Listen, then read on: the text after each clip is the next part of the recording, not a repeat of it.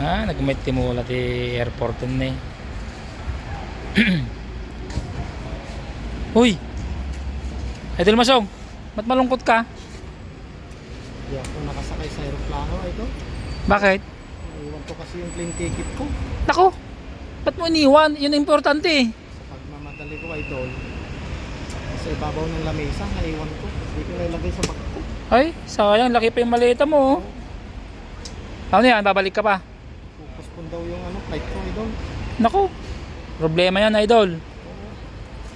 Sayang naman. Sayang forma mo. Forma mo, naka ano ka, provincial rate.